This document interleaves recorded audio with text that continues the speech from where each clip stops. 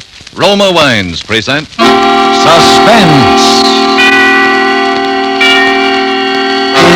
Tonight, Roma Wines bring you Mr. James Stewart as star of Consequence, a suspense play produced, edited, and directed for Roma Wines by William Spear. Suspense, radio's outstanding theater of thrills, is presented for your enjoyment by Roma Wines. That's R-O-M-A, Roma Wines. Those excellent California wines that can add so much pleasantness to the way you live, to your happiness in entertaining guests, to your enjoyment of everyday meals. Yes, right now a glassful would be very pleasant, as Roma Wines bring you James Stewart in a remarkable tale of Suspense. Maybe the costume was the decisive factor, or maybe it would have happened anyway. In any event, the occasion was the 10th reunion, and the class of 29, as such occasions demand, were all dressed identically in cowboy suits.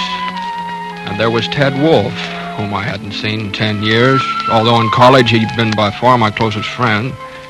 And so, of course, I brought him home to dinner. And Gwen managed to be quite charming, even though it was the maid's night out. She didn't even kick about the oven. And that's how it started out, just like that. Just like any pleasant, casual little evening. Oh, Gwen, that was a wonderful meal. Last one I'll get like that for a while. Thank you, sir. Have you really got to go tonight, Ted? Can't you take another day or so? Oh, not very well. Got my plane reservations and everything. Anyway, I told him I'd be back this week, and tonight's just about the deadline if I'm going to make it. Well, what time's your plane? 3 a.m. Oh, say, that reminds me. I can't go aboard in this thing. Well, you probably will. I think you're both kind of stuck on yourselves in those cowboy outfits. Worse than a couple of kids. Sure, I'm going to wear mine to the hospital tomorrow. No kidding, no. People will think I'm nuts. All right, spoil sport. I'll call the hotel later. They'll bring your bags over here. You can change here. Although I should think a cowboy suit would be a sensation in Ecuador. Are you really going to Ecuador, Ted? At first I thought it must be a joke. No, well, you heard me talk about the work Ted's doing down there. I know, but Ecuador. Well, they got to have medical care out on those plantations some way, and I like it. I don't see how you stand it. Living like a hermit, cut off from civilization, and not making... Well, I mean, they can't possibly pay you... No, Gwen. Oh, what time is it? Oh, goodness, I've got to run. Oh, are you leaving us, Gwen? Yes, I promised Mother I'd come out to the country tonight. Anyway, I know you two would much rather talk over old times by yourselves. I'm sorry. Well, in case I don't see you again, thanks for everything. It's been swell. Well, you're coming back sometime, aren't you? Well, maybe 5 years, maybe 10, maybe never. Oh, silly. You come back next year and plan to stay for a while. I am sorry I have to go, but you two have a nice evening. Oh, there are eggs in the icebox, Phil. Did he always have to have fried eggs at night when he was in college, Ted? That's Phil, all right. Well, goodbye, darling. No, don't even get up to come to the door. Now, I'll phone you tomorrow night. Goodbye, Gwen. Have a good trip, Ted. Bye. Bye. Ah, you're a lucky man, Phil. Am I? I suppose you know that the main reason I came to this shindig at all was to see you. Why me? It's been a long time since you and I had the same dreams, Ted. You haven't lost them, though. You're still in there pitching. Oh, yes. Private practice. 2 cars in the garage, 2 chickens in the pot. That's the kind of ball I've been pitching the past 10 years, and it's the kind I'll keep on pitching until some other doc says coronary thrombosis and they carry me out. Oh, you can't kid me, Phil. You're happy. And I'd just about given up the idea that there was such a thing as a happy man. And now you think you've found one. I know I have. I knew it the minute I came into this room. I knew it the minute I saw her. Gwen? Yes, Gwen. I hate Gwen. You what? And what's more, she hates me. Oh, it's nothing that shows on the surface. We get along because we have to, because my reputation would suffer if we didn't. Phil, you can't be serious. No? Why do you think I've given up every dream I've ever had? Why do you think I spend my life treating the imaginary ills of a lot of wealthy hypochondriacs? So Gwen can have this and Gwen can do that. So Gwen can satisfy every greedy instinct and every petty, rotten ambition any woman ever had. Good Lord. I never realized. Well, you've got to do something about it, Phil. You got to get out. Go to another city. Go to another country. Yeah, she'd be after me like a hawk. She'd have me up before the medical association. Oh, there are 1,001 things she'd do and would do. I've thought that every way there is, there's no use. Well, now I've got that off my chest. Now you know. I'm I'm sorry I disillusioned you. Dr. Martin. Oh? Yes, well, now? Oh, right. I'll be right down. Hey, you're not going out now. I want to talk to you. No, I'm still a doctor. Even Gwen can't stop that. I'll be back before you leave, though. If you want to stick around, I'd sort of like to ride out the airport with you. Is it really important, Phil? Yeah. Now, just make yourself at home. You can fix anything you want out in the kitchen, but look out for that oven, though. It leaks when you turn it off wrong. I won't be long. Okay. I'll wait, Doctor.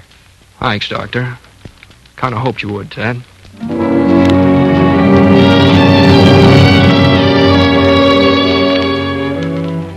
That was the second thing, Ted's deciding to stay. But I didn't know it then. All I knew was that Jo had called from the office and she was upset. Still, I decided to walk. I was upset, too.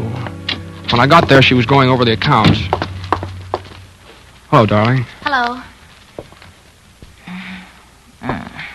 That was nice. Well, isn't it always? Always? Terribly. Well, what are you doing? There isn't all that rush to get the bills out. There is, though. For me. For you? Mm-hmm.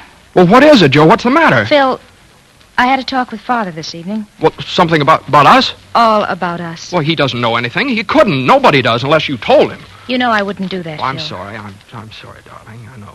Anyway, it isn't what he knows, it's what he thinks. We had an awful row. He said he'd go to the trustees of the hospital. He said he'd go to Gwen. He said that? That's why I'm getting the bills out for you now, because I'm going away. Well, where? How long? No, darling, it's not going to be like that. It's for good. Well, Jo... It's for good, Phil. Jo, I can't let you go. I know it hasn't been perfect. I know it's been infinitely worse for you than for me, but at least we've had something. At least I've always known you were here on the other side of the door, and I could see you and talk to you. I can't live with a door between us anymore. Well, maybe you just don't love me enough to... No, darling, I'm sorry. I didn't mean that. Phil, I'm not playing noble, and I'm not trying to put you on the spot because it isn't as though there was some decision you could make. There isn't. This had to happen someday, and it has. That's all. I could go with you. You couldn't do that, Phil. Well, why not? I could change my name. I could go to another city, even another country. I could get back into research. I could... Darling. It's no go, Phil. Oh, I know. I asked her for a divorce again this morning. You don't have to tell me the answer. There is no answer for us, Phil. Not one that we can take. There we are. Yeah, there we are. Well, you better go now. I've got all this to do. Well, let me help you. No. Well, why not? I could weaken. And then where would we be? Oh, Jo, please. No, Phil, please go. Please, please, please. All right. I'll go.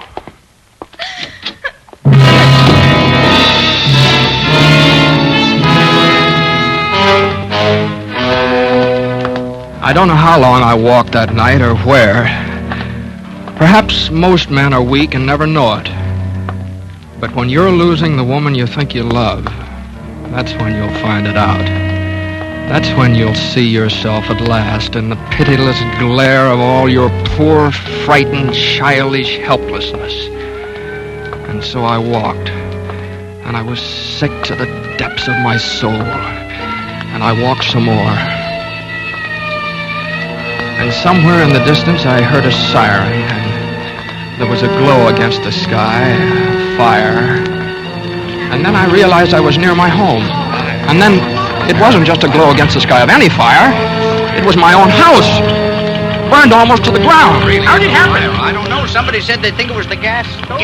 Stunned and confused, I began edging through the crowd, and then there was a sudden stillness, and a few men took off their hats.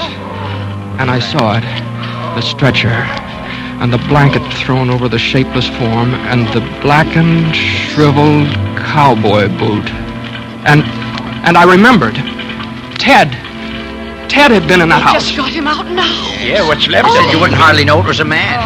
Frantically, I started forward, and then I stopped because I thought somebody had spoken to me, but they hadn't. Philip, come on. I know They it's hadn't. Philip. He took care of me. They weren't looking at me. They were looking on the ground on the stretcher and that thing that lay there on it.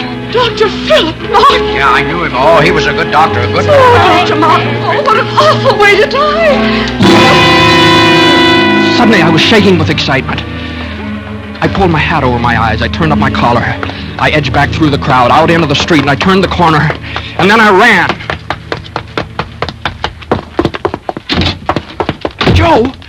Joe, I'm going with you. Phil, what did you do? You haven't... No, Joe, it's all right. I'll tell you about it later. We're free. Joe, we're free. I'm dead. I mean, Dr. Philip Martin is dead.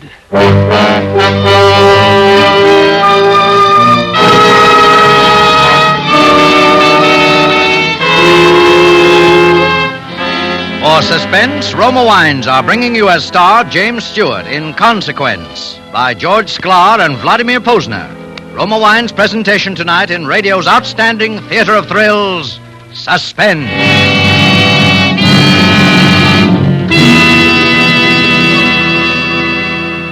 Between the acts of Suspense, this is Truman Bradley for Roma Wines.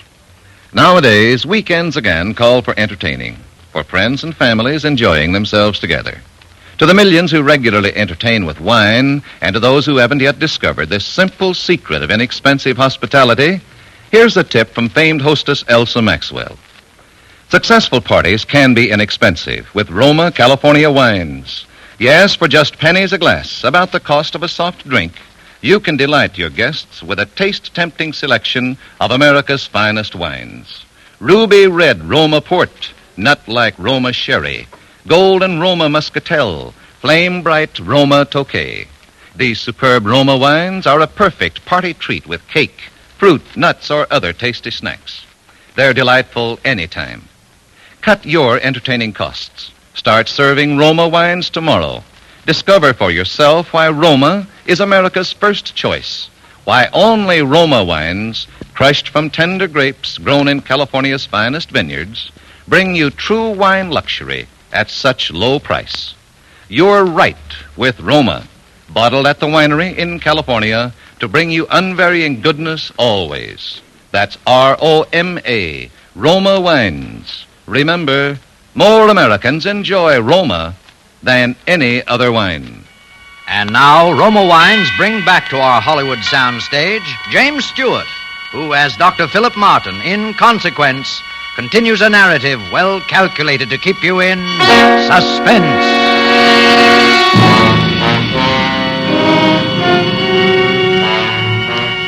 There must be something of the criminal in every man, because it seemed that I knew automatically everything I would have to do and how I was going to do it. Hotel Wilton. Dr. Wolf, please. Dr. Theodore Wolf. Thank you.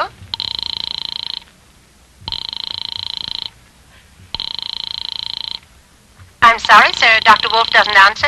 Oh, say, what's the number of his room again? I'd like to drop him a note. Dr. Wolf is in 502. 502. Thank you. I knew in a big hotel like that, the chances of anyone remembering exactly what Ted looked like were pretty slim, and I figured that they'd give me the key all right as long as I didn't stumble around asking for the number. I let myself into 502, and I snapped on the light. I found the plane ticket on the bureau, and then I pried open his luggage and changed into one of his suits. I put on his hat and his overcoat, just in case. I packed my own things away. And there were a pair of dark glasses on the bureau, too, and I put them on. And then I went down, checked out, paid cash. I knew he'd bought the plane ticket at the airport, so the travel clerk at the hotel, why, he wouldn't know Ted Wolf from Adam. Yes, sir? I'm Dr. Wolf. I've been staying here at the hotel. Oh, yes, doctor. I have a through plane ticket here to Ecuador, Pan American, for tonight. I'd like to turn it in. Mm-hmm. One moment, doctor. Oh, that's Dr. Dr. Theodore Wolf. Thank you. Hello, Pan American, Wilton Hotel. Say I got a through ticket to Ecuador. Dr. Theodore Wolf. Will you take it? All right. That'll be quite all right, doctor. Oh, and while you're at it, you might as well get me a couple of train tickets. Yes, sir. Where to, sir? Huh? I said where to, sir. Oh, Los Angeles.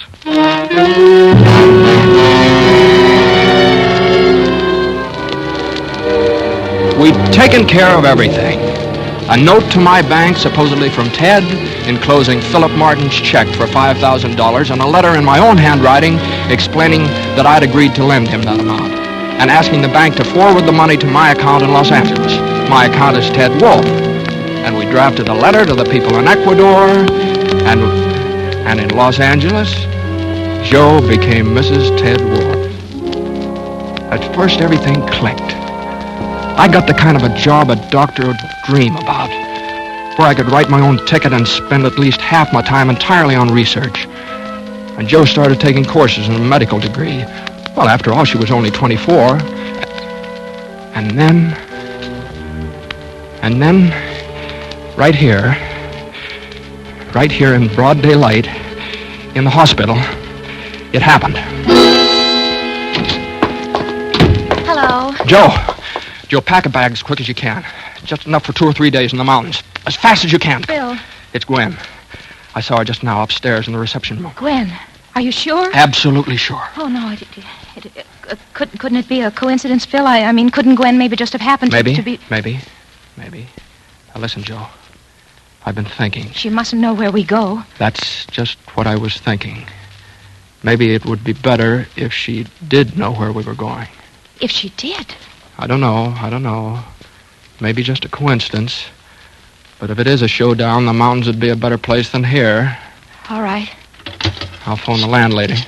Oh, Phil, is that safe? Gwen won't talk, not until she's sure. Carlton Apartments, Mrs. Burton. Hello, Mrs. Burton.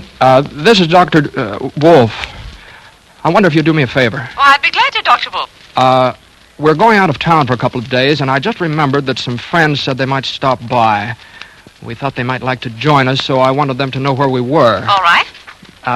Maybe you could just stick a note on our door where they could see it. We're going to Caribou Lake, and we'll be in the cottage at the very top of the mountain. It's straight up a dirt road from the lake. They can't miss it. Caribou Lake, the cottage at the top of the mountain, up the dirt road from the lake. Is that all? Yes, thank you, Miss Burton. That's all.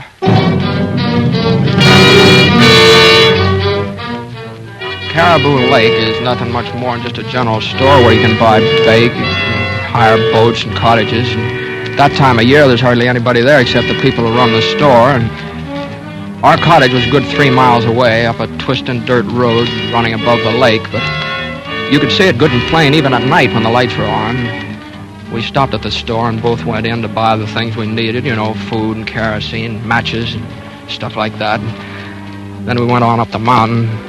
By that time, it was almost dark, and Joe fixed something for us to eat, and neither one of us could touch it. We were watching the road for lights of a car. It was about 8:30 when we saw them. They went right past the store without stopping, and they came on up the mountain. They couldn't have been anyone else but Gwen. Well, she didn't waste any time. Phil, what if the car is rented? No, she'd bring her own. She loves to drive. Phil, you're not afraid, are you? No, not anymore. I'll go.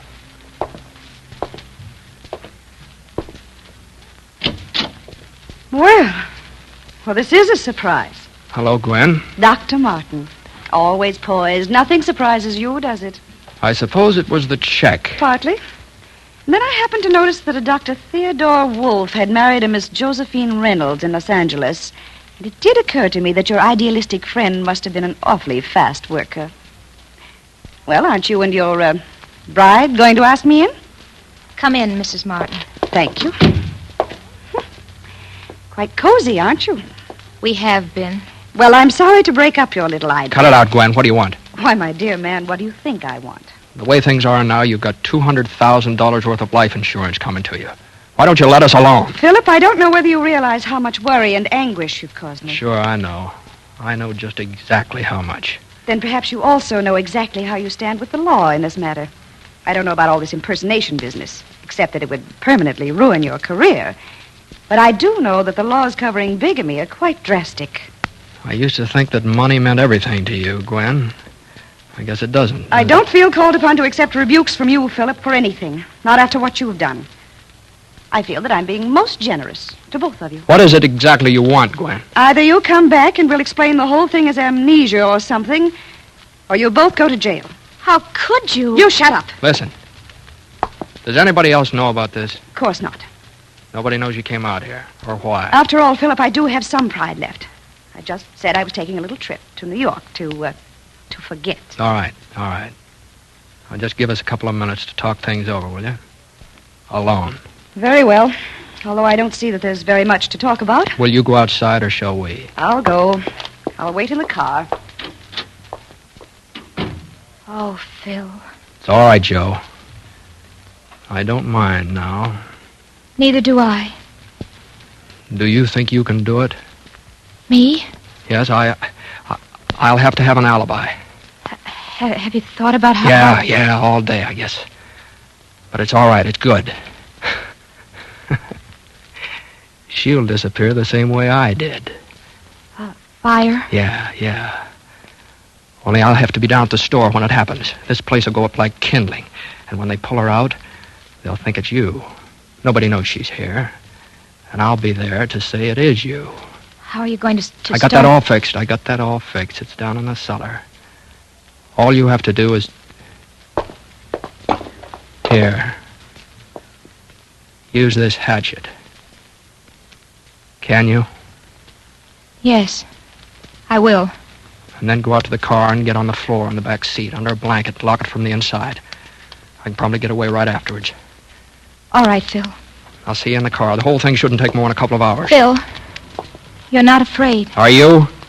No, I'm glad. Gwen? Yes? Come on in. Well, have you decided? Yes. You might as well eat with us. There'll be a few details to talk over. I'm not sure I feel much like eating in this house, Philip. Well, I'm not going to start back hungry. Give me the keys to your car, will you? It's blocking mine. I've got to go down to the store and get something for dinner. Really, Philip? Oh, stop griping. You've won. Give me the keys. Very well. But I wouldn't try any mad dashes if I were you. No, don't be a fool, Gwen. No, I don't suppose you would. Alone. She went in.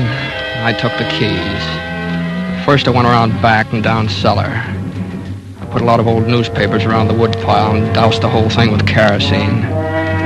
Then I cut a stub of a plumber's candle and set it on the papers and lit it. I knew just about how long it'd take the candle to burn down, about 45 minutes, something like that. And then I went out and got in Gwen's car and started down the mountain without lights. At the drop above the lake, I put it in low, crammed on the wheels, and jumped out.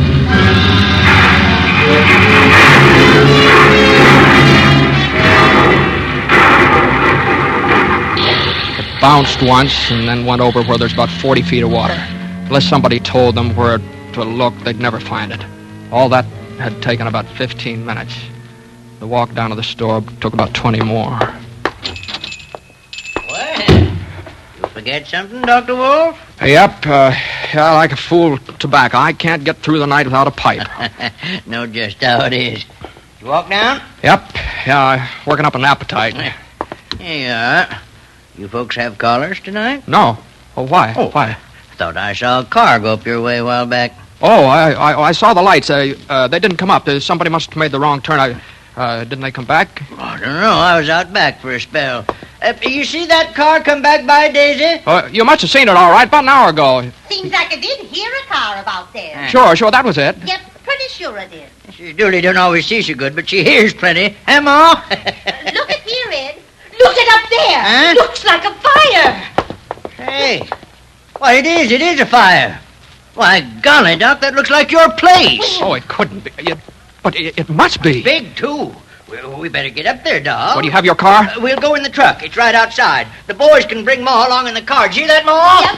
Lenny, Johnny, get out the car. All right, come on, Doc. Oh, my, I sure hope everything's all right. Yeah, so do I.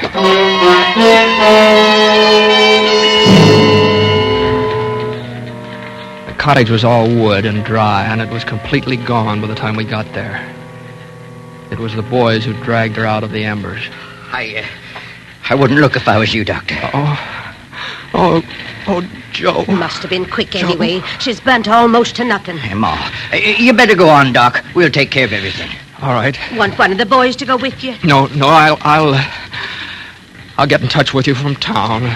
I'll make the arrangements down there and send down for the... Yes, well, you just go on. We'll see to everything now. All right. I'm awful sorry, Dr. Wolf.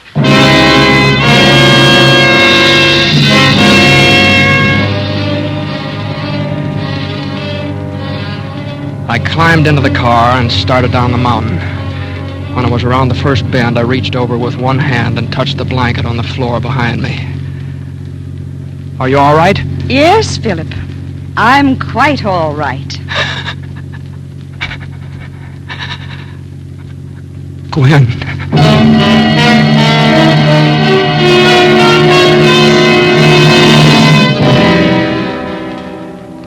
Gwen has never told me how it happened. But of course she killed her. We both killed her. I know that I'm trapped. I'm hopelessly, irrevocably trapped by the terrible burden of guilt we share between us, as she is.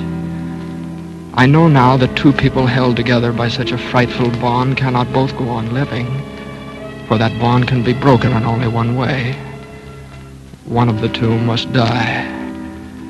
And so I write this only to have the true facts brought to light in the event of such a death. For no matter how innocent it may appear, no matter how natural the cause, no matter how plausible the accident, it will be no accident. It will be murder.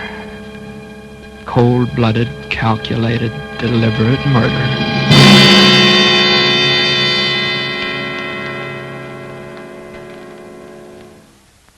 And now the local news. Dr. Philip Martin, who has been in ill health for the past 3 months while recovering from an attack of amnesia, died today in his home from an overdose of sleeping sedative. He is survived by his widow, Mrs. Gwendolyn Martin.